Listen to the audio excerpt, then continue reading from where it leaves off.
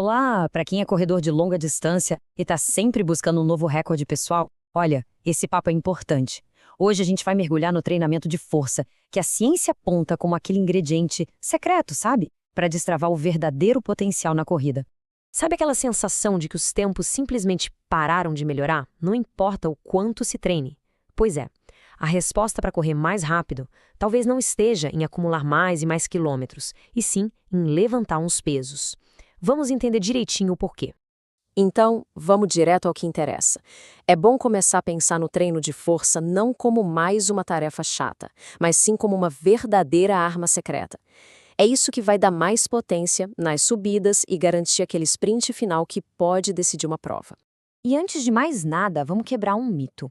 O objetivo aqui não é ficar gigante, não mesmo. Para quem corre, força não significa volume. Significa construir um corpo mais potente, mais eficiente a cada passada e, o principal, muito mais resistente a lesões. Mas claro, não é só achismo. A ciência já investigou isso muito a fundo. Vamos dar uma olhada nos dados que mostram como um treino de força bem montado pode literalmente transformar um corredor. O conceito mais importante aqui é o de economia de corrida. Para ficar fácil de entender, pense no corpo como se fosse um carro. Quanto mais eficiente o motor, mais longe ele vai com o mesmo tanque de gasolina. Para um corredor é a mesma coisa. É usar menos energia para manter a mesma velocidade. E isso, no final de uma prova longa, faz toda a diferença. E o impacto disso é bem real, dá para medir.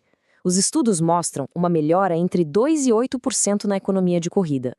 Pode parecer pouco, mas numa maratona, por exemplo, essa pequena porcentagem pode significar baixar vários minutos do tempo final. É muita coisa. E olha só o que isso significa na prática. Melhora a eficiência, os tempos em provas e até a capacidade de sprintar no final. E a melhor parte, o VO2 máximo e o peso corporal costumam ficar estáveis, ou seja, a pessoa fica mais rápida sem necessariamente ficar mais pesada. É ou não é o cenário perfeito? Tá, mas como isso acontece na prática? A lógica é bem simples. Ao ter mais força, cada passada exige um esforço percentual menor do corpo. Isso quer dizer que o cansaço demora mais para chegar e dá para sustentar um ritmo forte por muito mais tempo. É pura otimização.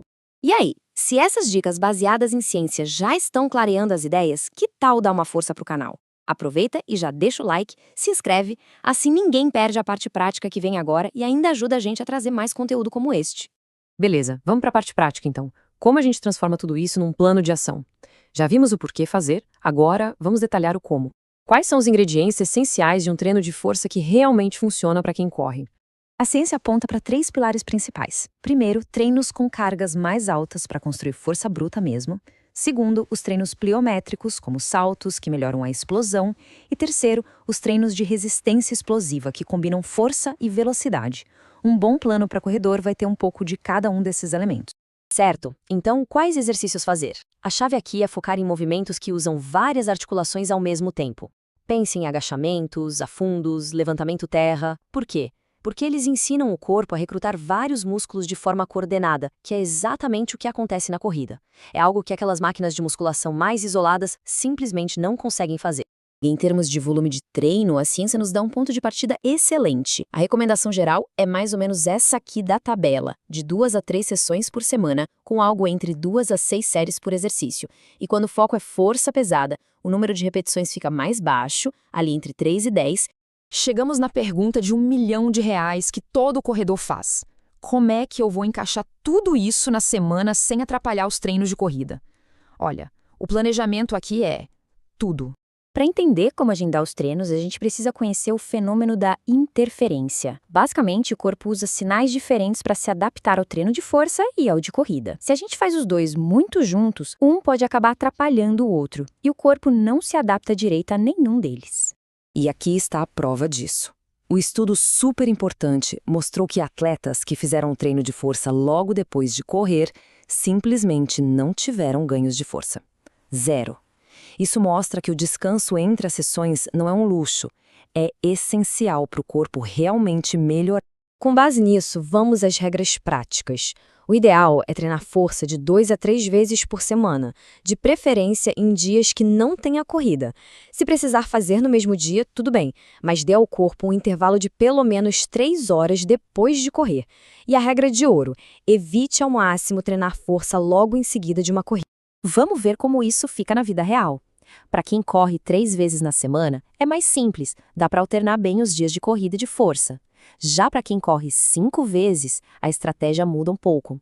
O treino de força pode ser feito no mesmo dia de um treino mais forte de corrida, mas com um bom intervalo entre eles, tipo correr de manhã e fazer força só à noite. Ufa, ok, vamos juntar todas essas peças agora e montar um resumo bem prático para levar direto para os treinos a partir de hoje.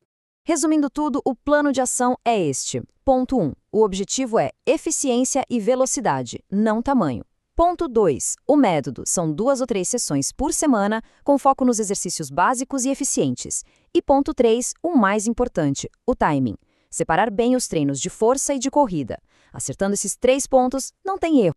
E mais uma vez, se este guia ajudou a montar o quebra-cabeça do treinamento, a melhor forma de retribuir é deixando aquele like e se inscrevendo no canal. Isso ajuda demais a gente a continuar produzindo conteúdo para a jornada de cada corredor. E para fechar, a mensagem mais importante de todas. No final das contas, o que vence é a consistência. Aplicar esses princípios com regularidade é o que realmente vai transformar o desempenho. Desejo a todos bons treinos e, claro, ótimas provas pela frente.